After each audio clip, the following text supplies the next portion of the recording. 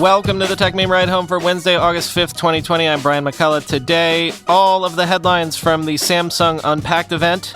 New Galaxy Note 20s, new Galaxy Buds, new Galaxy Watch, and more. Disney has already hit its goal for Disney+. ByteDance remains defiant even as Facebook launches Instagram Reels.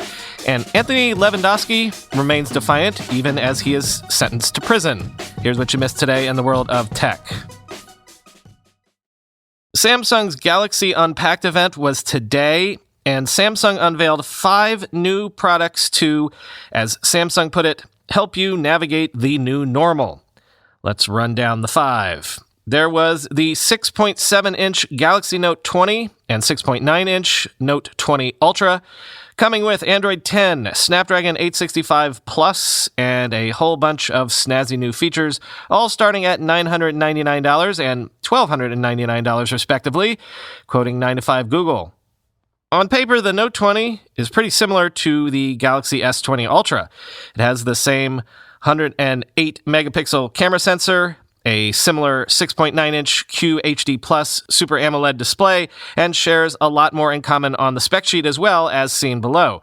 The display also gets a big upgrade to catch up to the Galaxy S line, a 120Hz refresh rate. The 3088 by 1440 panel also achieves a pixel density of 496 ppi, as well as offering HDR10 Plus support. The centered hole punch houses a 10-megapixel selfie camera as well. Of course, though, the Galaxy Note 20 Ultra stands out because of its built-in S Pen. With the Note 20 Ultra, not the smaller, cheaper Note 20, Samsung has managed to reduce the input latency to a mere 9 milliseconds for more, quote, lifelike precision. Further, the S Pen also gets some new gestures for scrolling, opening apps, and system navigation. The Galaxy Note 20 Ultra packs a similar camera system compared to the Galaxy S20 of the same name. It's headlined by a 108-megapixel primary rear camera and backed up by 2 12-megapixel sensors, one telephoto and one ultra-wide. This system delivers up to 50x hybrid zoom. To fix the autofocus issues that plagued the Galaxy S20 Ultra, Samsung has implemented a laser AF system on Note 20 Ultra. By comparison to the Ultra, the standard Galaxy Note 20 steps down on several specs. Both devices share the same Snapdragon 865 Plus processor, but the regular Note 20 drops to a 6.7-inch 1080p display at 60 Hz, a 12-megapixel primary camera, 8 GB of RAM, and no micro SD card slot. Samsung is also including some new features on its Galaxy Note 20 series, starting with Samsung Notes. The built-in S Pen optimized note-taking app is getting enhanced sync across your phone, Samsung tablet, and Windows PC. The app is also adding autosave and improved folder management. On top of that, Note owners can now annotate and highlight PDFs while recording audio feedback, which syncs with what's been drawn with the S Pen. DeX also gets a major upgrade with the Galaxy Note 20/Ultra with a wireless connection to any Miracast-enabled TV. In the camera department, Samsung has added support for 8K recording at 20 frames per second and at the cinematic 21:9 aspect ratio too. There's also a pro video mode with focus, audio, exposure, zoom speed, and other controls. Samsung is adding a clever new feature that allows the phone to capture audio from a connected pair of Bluetooth earbuds, end quote. Samsung also announced the Galaxy Z Fold 2, with an upgraded camera system, a larger 7.6-inch main display, a hole punch camera, but basically it's the same foldable phone as the original model. It's not available yet, and in fact, no word on availability or price, quoting The Verge. Instead of an awkward, tiny external display, the Z Fold 2 has a full-size 6.2-inch screen that covers the entire front of the phone, making it far more usable without having to unfold the larger display. The main display is also bigger at 7.6 inches. And the weird notched corner that marred the top right corner of the flexible interior panel is gone, replaced by a less obtrusive hole punch camera that takes up far less space on the folding OLED screen, which now runs at up to a 120Hz refresh rate. The internal specs are getting a boost too, with the Z Fold 2 set to feature Qualcomm's latest Snapdragon 865 Plus processor. Like the Galaxy Z Flip, the Z Fold 2 is switching from the fragile plastic screen to the same ultra-thin glass, which should be less prone to damage than the original. That said, if it's anything like the Z Flip, the flexible glass is still more fragile than a traditional screen. Samsung is also bringing its Flex mode from the Z Flip, allowing the Z Fold 2 to be used in halfway open configurations and stood up on a desk. The phone is thinner overall, it's 6mm thick, and has a thinner gap between the displays, making it easier to fit in your pocket.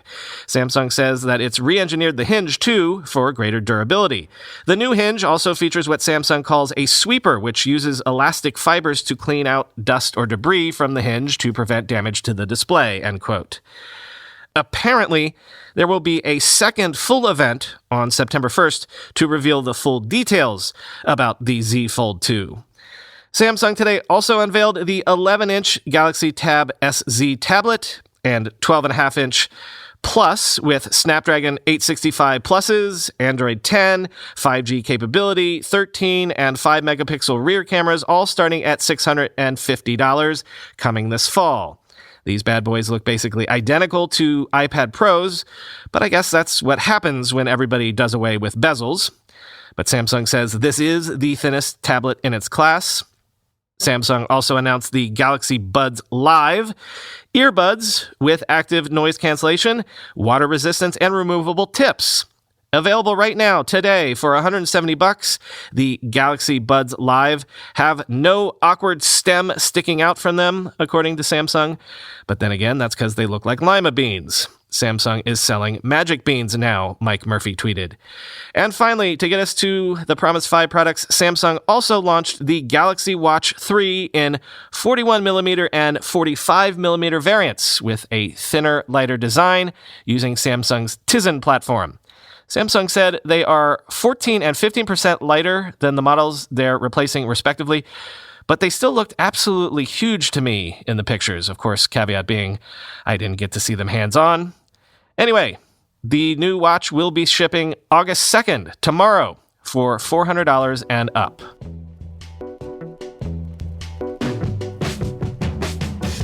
In reporting earnings yesterday, Disney revealed that Disney Plus has grown to 60.5 million subscribers, up from the 54 million subscriber number back in May. Overall, the House of Mouse now has more than 100 million paid subscribers for streaming services across its Disney Plus, Hulu, and ESPN Plus offerings. They actually got one more ESPN Plus subscriber in the form of me over the weekend, so I could watch my beloved Arsenal win the FA Cup. Quoting TechCrunch, of course, the coronavirus pandemic has accelerated growth for some streaming services. Most notably, Netflix added more than 10 million new subscribers in its most recent quarter, bringing its global total to nearly 193 million. As for Disney's other streaming services, ESPN Plus has grown more than 100% year over year to 8.5 million subscribers as of June 26, while Hulu grew 27% to 35.5 million subscribers. 3.4 million of them are paying for both video on demand and live TV, end quote. So it's worth pointing out that Disney's original goal for Disney Plus was to hit between 60 and 90 million subscribers by 2024. So they've reached the low end of that range 4 years early. Also, the transformation of the movie industry continues apace. Disney also announced that their live-action Mulan movie will be released on Disney Plus on September 4th. So skipping movie theaters for now. However, this will not be a free stream if you're a Disney Plus subscriber. If you want to watch Mulan at home, it will cost you an additional $29.99 on top of your subscription, which tons of people were freaking out about online, but that price seems really reasonable to me. I mean, if Christopher Nolan would allow me to, I'd gladly pay upwards of $30 to watch Tenet right now. As Julie Alexander tweeted, quote, "A reminder, theaters take a decent portion of sales revenue from the studios. Video on demand through Amazon/iTunes can give the studios about 80% of revenue. This will give Disney 100% of revenue, 100% of user data, 100% control. That's everything," end quote.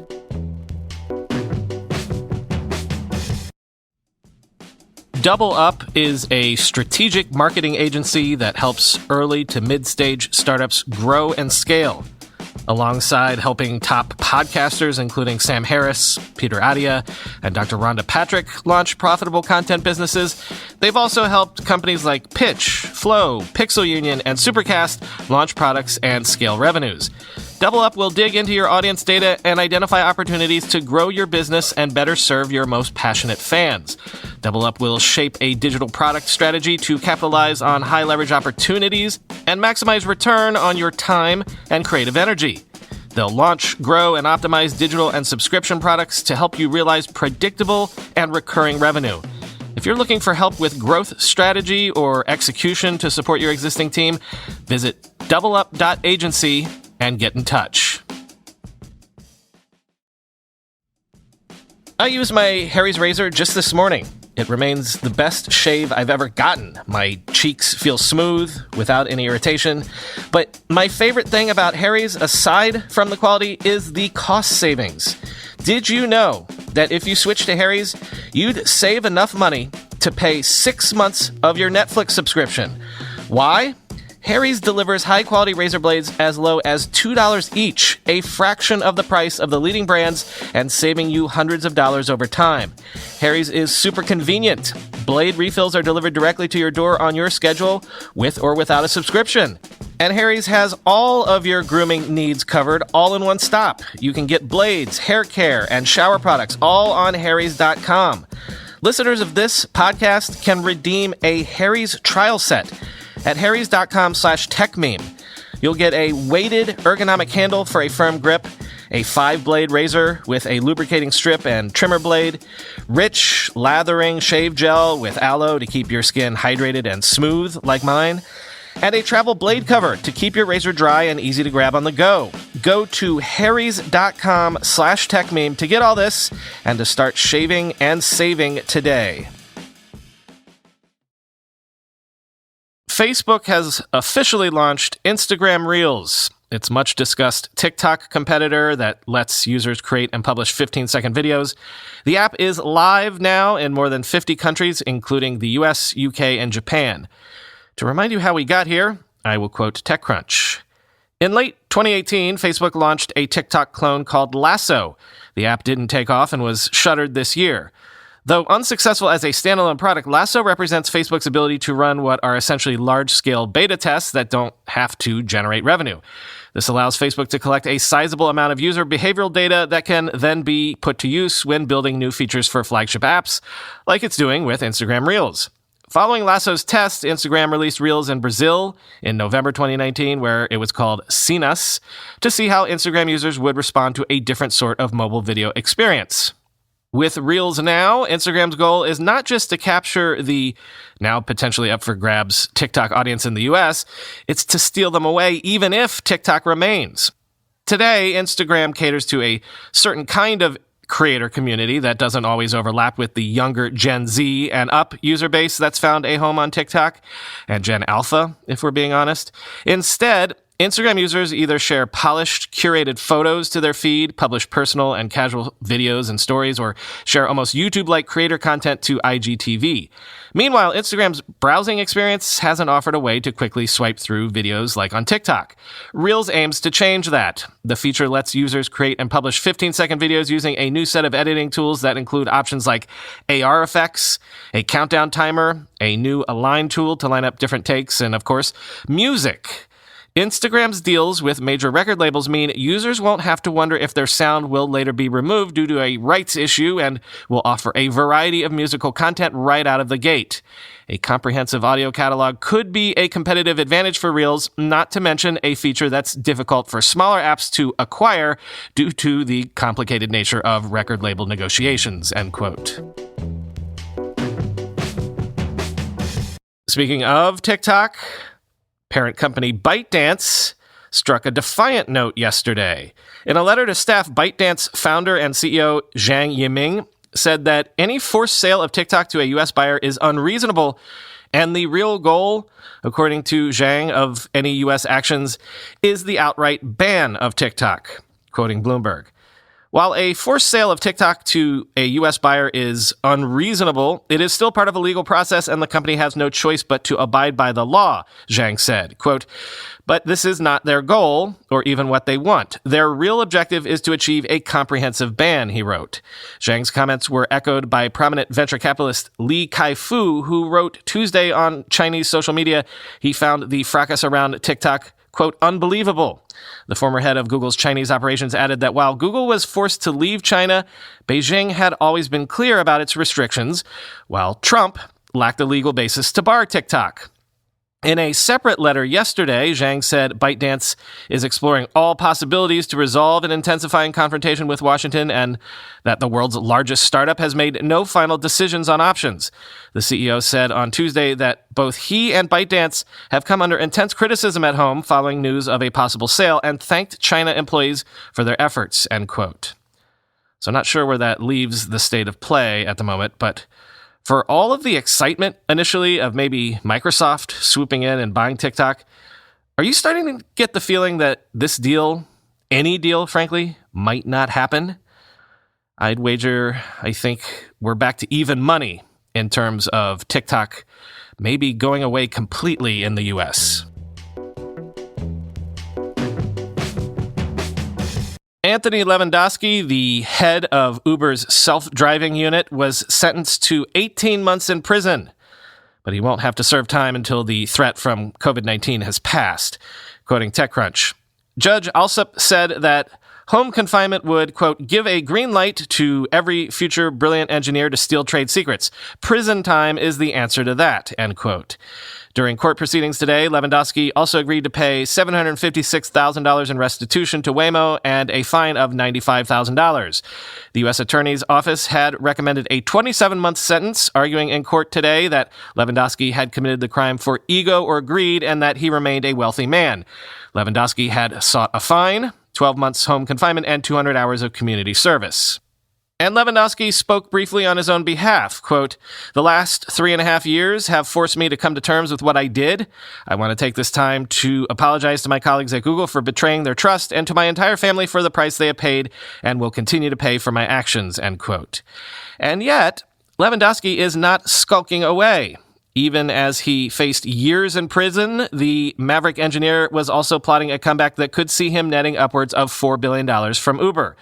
TechCrunch has learned that Levandowski recently filed a lawsuit making explosive claims against Waymo and Uber that, if proven, could turn his fortunes around with a multi-billion-dollar payout. Whether this is a last-ditch effort by a desperate man whose career has been upended by his own poor choices or a viable claim against a double-dealing tech titan will be up to the courts to decide. This new lawsuit, filed as part of Levandowski's bankruptcy proceedings, mostly focuses on Uber's agreement to indemnify Levandowski against legal action when it bought his self-trucking company, Auto Trucking. It also includes new allegations concerning the settlement that Waymo and Uber reached over trade secret theft claims. No new comment on this most recent desperate filing, an Uber spokesperson said in an email, end quote. Finally today, a couple quick Google stories. The Files by Google app, which basically gives Android users an easy way to manage files on their phone, has added a pin-encrypted folder to the product to protect sensitive files, quoting The Verge. The folder is locked the moment you switch away to another app, and its contents are only accessible through Files by Google. According to Google, the feature is mainly designed to help people who share Android devices, which it says is common for women in many parts of the world. Safe folders keep important files like identity documents safe and secure from accidental deletion or sharing by kids, for example. And yes, it could also help anyone who wants to keep any sensitive photos private. Android Police warns that transferring a file into your secure folder means it disappears from other file browsers and gallery apps, so be sure you don't delete or uninstall the Files app or clear its app data to avoid losing your private files completely. The same goes for forgetting your PIN, end quote. And by the way, Google Play Music is finally officially shutting down this month. Global music streaming will shut down in October, and music collections will be deleted in December. If you're confused, well, that's of course because Google, as we always say, is a confused company, quoting Ars Technica. Google Play Music has been around since 2011 and let users upload thousands of songs to the internet for free for streaming playback on most other devices. It's been the primary way to play music on the Google Home smart speakers, and it offered music purchases, monthly streaming radio, and podcasts. Google Music has been neglected for years, though, and like the company often does, Google decided to make a second competing music streaming service instead of maintaining the first service. That second service is YouTube Music, which is now Google's favored music app. The merger between the two was originally announced in 2018, and now it's finally happening. YouTube Music places an emphasis on music videos, as you can guess from the name, and the app has more modern design. YouTube Music awkwardly blends together your entire 15-year YouTube activity history with your music collection, tossing any liked videos and subscriptions that have been algorithmically flagged as music into your collection, and mixing together your YouTube playlists and Google Music playlists. There's no way to stop this. YouTube Music seems designed to drive up Google's subscription numbers and really only seems useful for people who want to pay the monthly streaming license fee. The app does away with music purchases and won't even let you stream your own music to your Google Home speakers without paying the monthly fee. It's a big downgrade from Google Music, which offered more functionality to people who purchased music. Back in 2018, Google told Google Music users nothing will change regarding YouTube Music's uploaded music functionality, but now that the feature is actually here, that's not true, end quote. Busy news day, so no time for pleasantries. Talk to y'all tomorrow.